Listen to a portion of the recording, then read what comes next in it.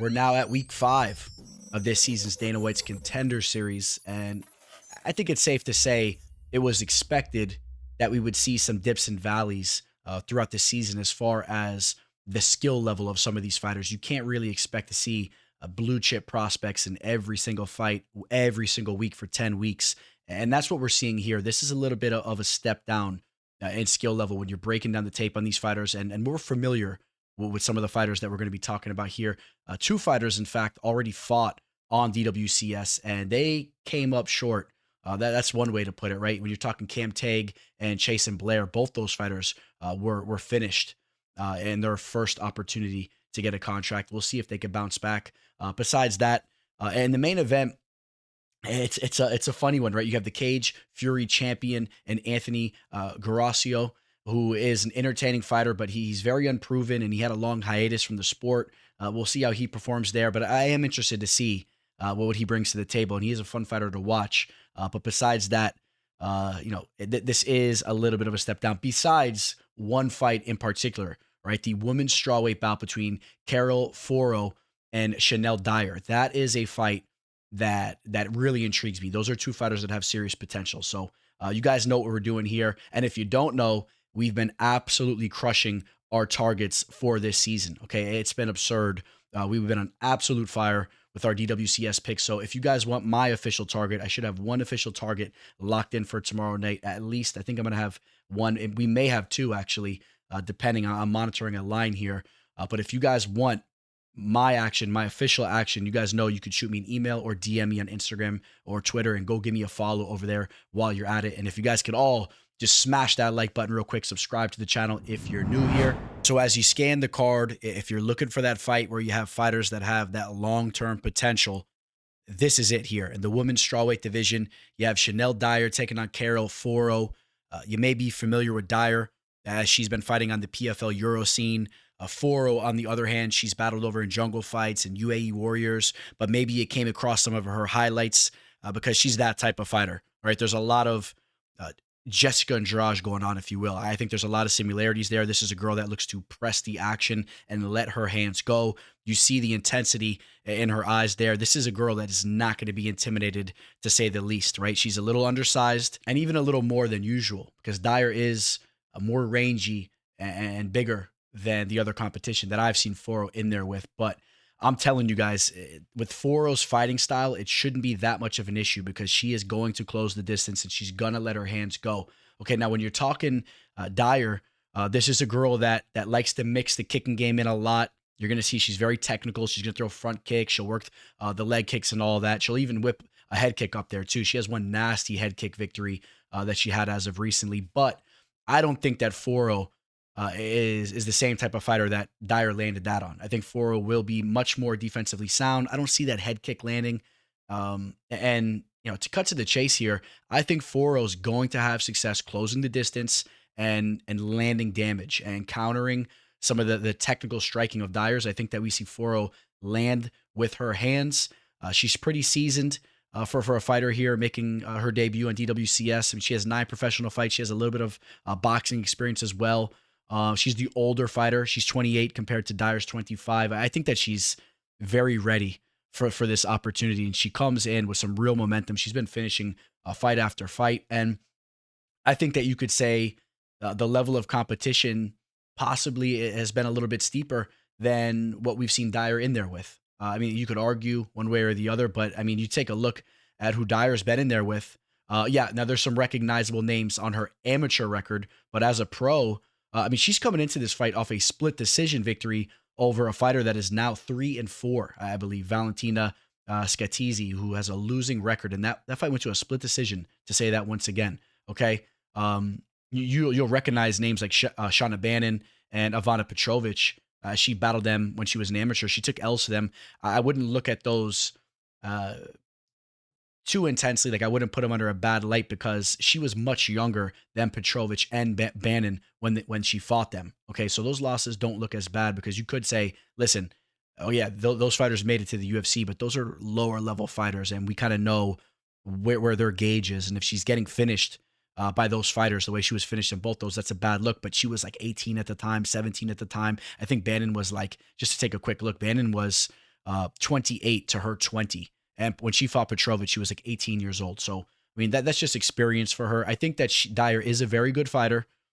She has good potential, for where she's at. She's a good fighter, but I'm going to side with Foro here. I think that this is one of those fights where it's going to be energetic. This is DWCS. You guys know what they're pushing here. We want action.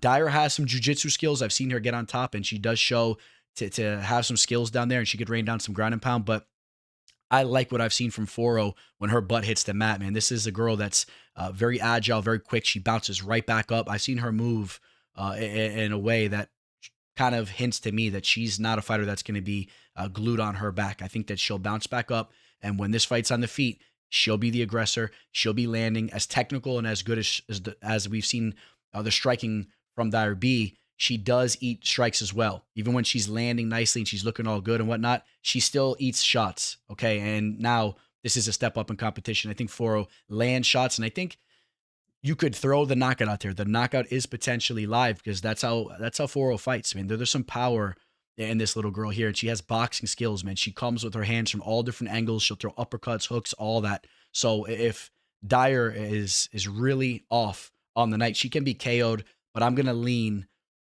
towards Foro winning a decision, but still in a very energetic fight. Obviously, I like the underdog here as she opened up as right around a plus 150, little up and down action, but she's still a solid underdog here. And I think that has something to do with the size that we see from Dyer and the technical striking abilities as well. But I think if Foro was the same size as Dyer, people would be looking at this fight very differently. In the lightweight division, Chasen Blair gets another opportunity at a UFC contract.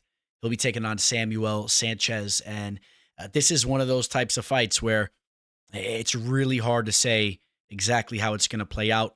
We've dug into it and we turned over every stone that we could, but Sanches is one of those fighters, one of those typical Galpao de Luta fighters, which they're notoriously known for padding their records, right? They fight all these cans, and their record looks good if you just look at it really quickly at first glimpse. You'll see finishes, you'll see them undefeated or have a high winning percentage, but then you dive into the level of competition and it's quite bad. You think of fighters like Rafael Cerqueira, who weaseled his way into the UFC and obviously was nowhere near on the level of what his resume looked like at first glance. And I would say that gym is more known for having grappling-based fighters more than striking. I would say that's their strong suit when you take a look at some of the fighters that come out of there. Sanches, on the other hand, seems to be more of a striking first type of fighter from the limited tape that you could pull up on him. And speaking of the tape that you could pull up on him, you could see his lone loss where he made a pretty elementary mistake. Now, that fight was back in 2022. He was very young.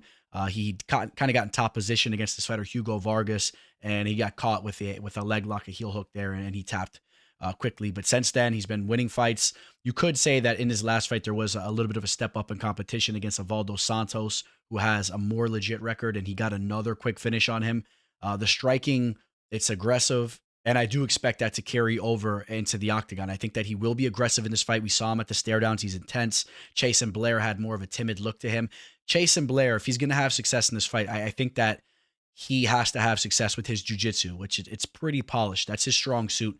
If he gets this fight down to the mat somehow, he could show that he's levels above a fighter like Sanches, who may just be a complete fraud. All right, so that's what you're looking at there. But I feel that if Sanches lands big on Blair off the rip, he could hurt him, he could finish him, or if he can consistently keep this fight standing, he'll be the better striker. He's longer, and I just think that his tenacity and aggressiveness will be a step ahead of Blair's, who Blair's like technical with his striking, but you could tell, maybe I'm being a little harsh on him, but he doesn't seem to really have that fighter in him. I mean, of course he's a fighter, right? He's in the cage. Who am I to say? But I'm comparing him to other fighters, right? You know what I'm saying? Other prospects, other UFC type fighters that had that dog in him, which we'll be talking about one of those in the main event.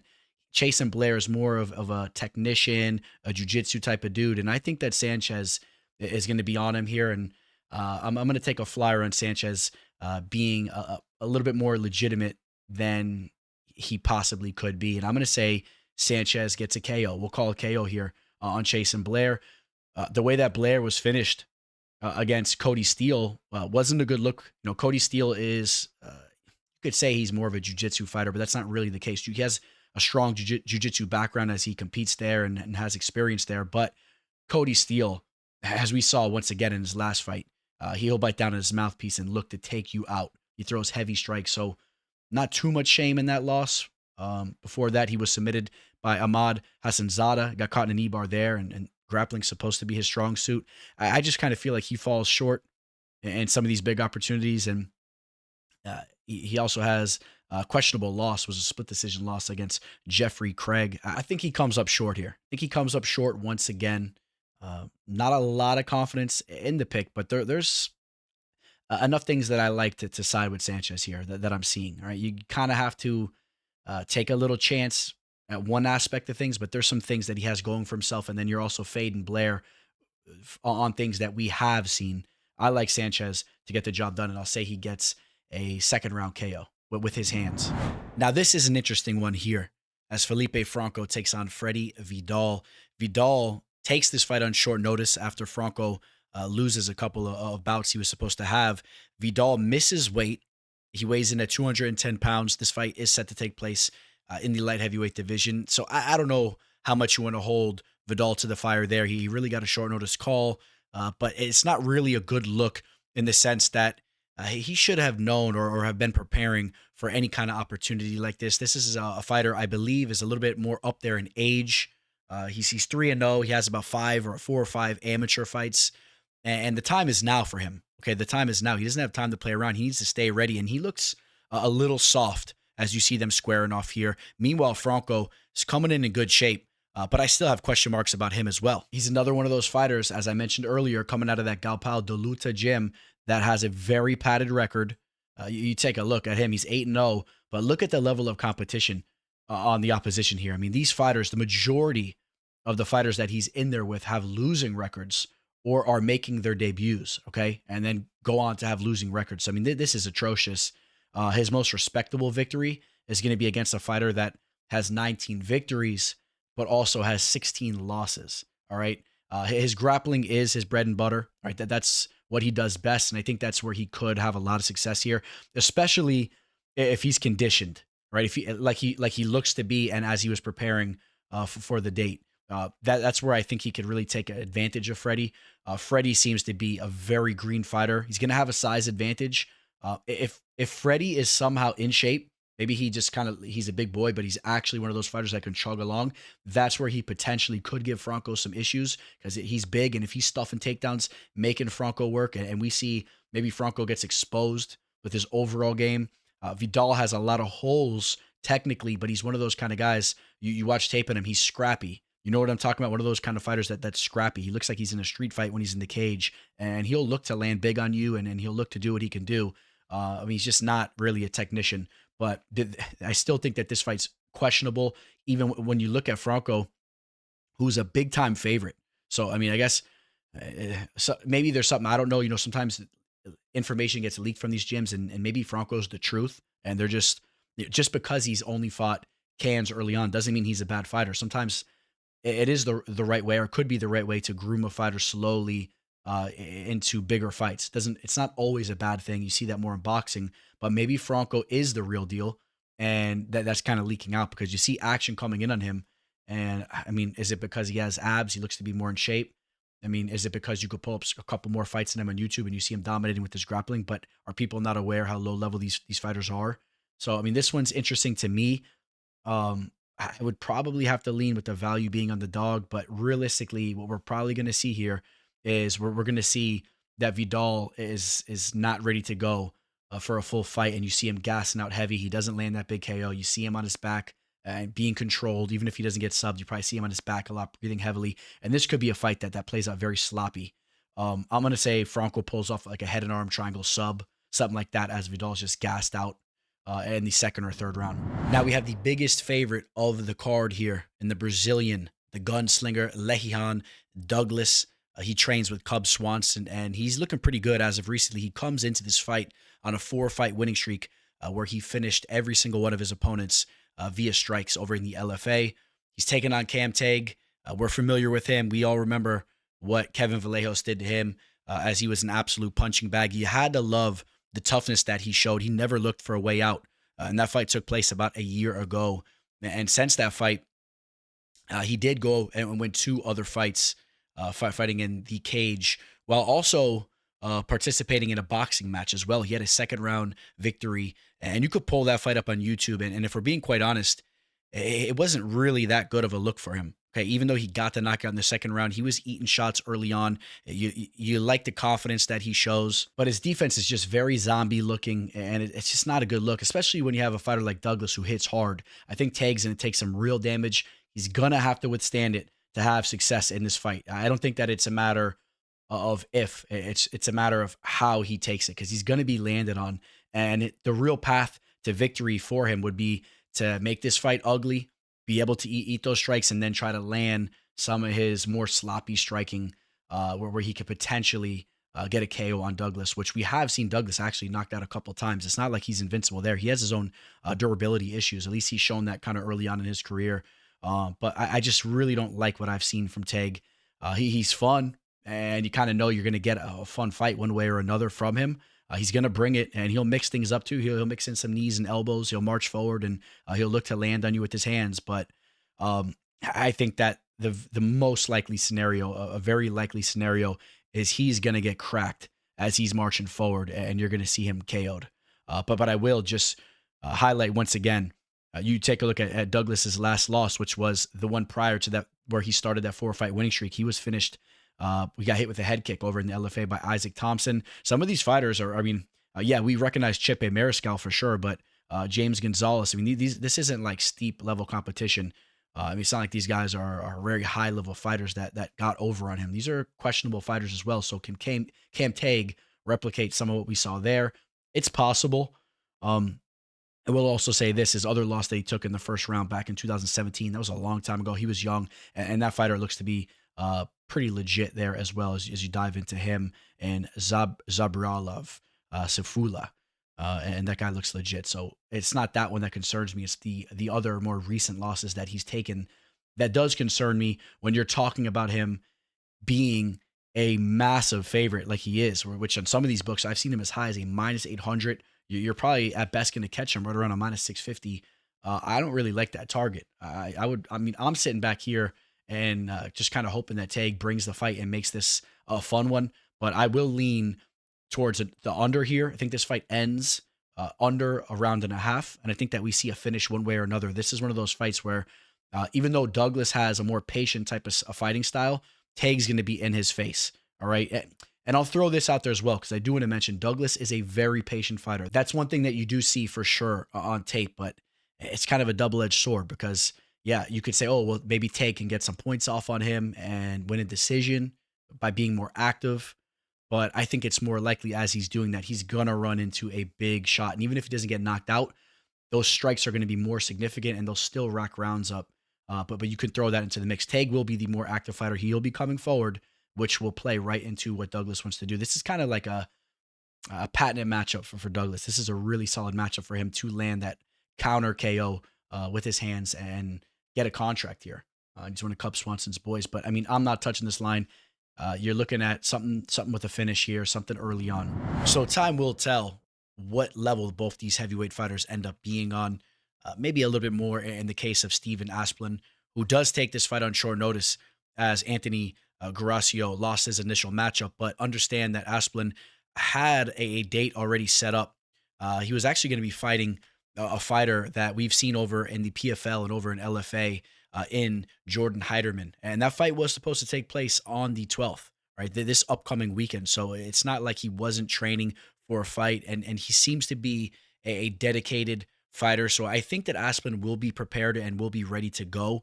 His father was a fighter. He actually now corners him. And I believe they both work together too in the concrete business, which hence the nickname Concrete.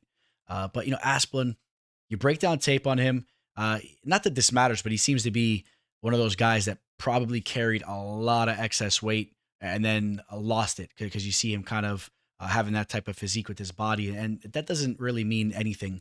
We've seen a couple fighters back in the day. I'm trying to think of, there was one that used to come to name, but who lost all that weight and used to look fine in there. I mean, it's just saggy skin or whatnot. So, and credit to him for losing that weight. And it doesn't mean he's going to have bad cardio or anything like that.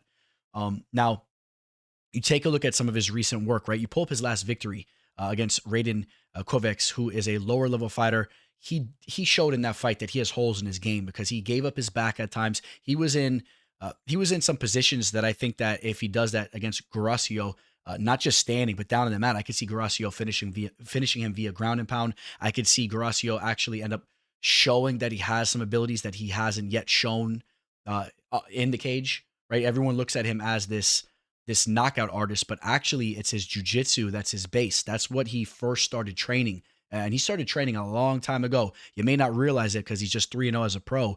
Okay. But he started training way back in like 2011, 2012. He made his amateur debut way back then. And he took a hiatus from the sport. And now, since he's returned back in 2021, he's been much more active and he's really focused in on his striking. But he still says he has solid jujitsu. And I wouldn't be surprised if we could see him get in a dominant position and cause some damage. But you take a look at his more recent work. The most notable victory, without a doubt, is going to be the victory over Bailey Schoenfelder, who we saw fight on Dana White's Contender Series. And he's a fighter that I don't really rate that highly, but at least he's a recognizable face, and he's someone that has a decent physique and has some skills. And I probably would rate him even higher than his new opponent here. So, and Asplund. So, I mean, we'll see. Maybe Asplund shows to be game. He's 27 years old. You're going to see him show some growth, but I really haven't liked what I've seen. Where I could potentially see Asplund having success in this fight would be if he can get it to go to the later rounds where he has that size advantage. Okay, he's going to have about almost a 30-pound weight advantage, and he has experience going to the later rounds. Okay, and he moves well. He has some fluid striking, but I think that if he plays that game on the feet, I expect him to get hurt there. I like the power and the boxing skills that I've seen from Guarascio. I think that Guarascio will knock him out, and that's actually where I'm going to go with my pick here. I think Guarascio is going to get that early KO. Okay, I like what I'm seeing here. He's not just a brawler. If you actually watch some of the limited tape you could see on him, he does set some things up. He'll throw the jab out there. He'll march forward. He'll throw some straight strikes before he hits you with those big power strikes. But to circle back what I was saying, if Asplund has success in this fight, it would be to drag Guarascio to the deep waters. And if Asplund ends up having a gas tank and he has that size advantage, maybe we see that Guarascio gets exposed a little bit there. But I will say Anthony Guarascio gets the job done here, and I really have liked what I've seen from him on the mic. This is someone that's very confident in himself. He feels that he's going to instantly come into the UFC and be a real threat to the heavyweight division, and I like that. When I see a fighter talking like that, it usually means something. Okay, sometimes some of these guys are just completely out of their minds, but a lot of times when they have that confidence, there's something to it. I think that he's really believing in the work that he's putting in the gym, and I think that if you just look at him as a 3-0 fighter, that's not who he is. He has a pretty lengthy amateur resume as well, and he surrounds himself with some solid people. Right? You listen to interviews of him; he's been hanging around and has been coached by some fighters that have been around the game. I know there's these talks about him training out of his garage, which is very true, and he finally got over to a UFC gym where he's using the cage there, and he just has like a small team around him. But some of the people that are around him, they know the fight game to an extent, and I would believe enough that they can go out there and pull off a W against Asplund. All right, so I'm not too overly concerned with the whole garage talks and all that. We'll see, because I like what I've seen from him when he's in the cage. All right, I say he gets that big early KO. He's a little undersized, but I think that will also help him with his movement and maybe his gas tank, and he'll be a little bit more fluid in there with his movement. He'll be a step ahead where he can find those power shots and get that first round KO for Anthony Guarascio. And I say he gets a contract. And speaking of getting a contract, that will circle us to the end segment where I'm going to do some contract predictions here. I already gave you my prediction for the main event there, but we circle back to the first fight between Carol Foro and Shanelle Dyer. I think that the winner of that fight is going to get a contract regardless. Whoever shows up, I think that's going to be an entertaining fight, and whoever gets their hand raised, doesn't have to be by KO. It could be a very entertaining striking affair. It could even be the type of fight where you see both fighters get a contract. I think that's a likely scenario. We could see tit for tat going on, and we could see Dana and the boys really like what they're seeing, just understanding it's high level, especially for their ages and their level of experience, and they sign both them up. But I do believe that we'll see a contract signing from that fight, and I'll lean more towards Foro's way as I picked her. You take a look at the Blair versus Samuel Sanches fight. That very well could be a fight where we see a contract given too, because that's a fight where I see a finish happening, whether it's Sanches landing that KO or Blair exposing the grappling of Sanches. So I think we're going to see a contract there one way or another. And I'll say that Sanches gets a KO and gets the contract, but could be Blair pulling off that sub. Felipe, Franco, and Freddy, Vidal. Um, this one to me, this could be the fight where we don't see a contract. I think this could be one of those ones where we see some grappling going on and things get a little sloppy, especially if it goes to the second, third round. Um, for the co-main event, this is another fight where I expect to see a high pace to it, and I expect to see some big time action, which leads to contract signings. And it's probably going to be Douglas landing that counter KO and getting a contract as he hurts Teague bad. And then I already told you how I feel about the main event, where I think that Guarascio gets that KO and gets a contract. Now, if Asplund gets his hand raised and if he drags him to the deep waters, I think that he very likely could get surpassed on getting a signing. We'll see. I just don't know if he's on that level. He would really have to do some solid work in there to get a contract. It's not out of the realm, but I don't know about that. We'll see. All right, guys, comment below. Let me know what you think, man. Let me know what bets you guys are targeting for this card. We have a lot of steep lines. I got something that I'm working with here, and let me know who you like on this event as a whole and who you see getting signed as well. I want to hear your guys' feedback. All right, guys.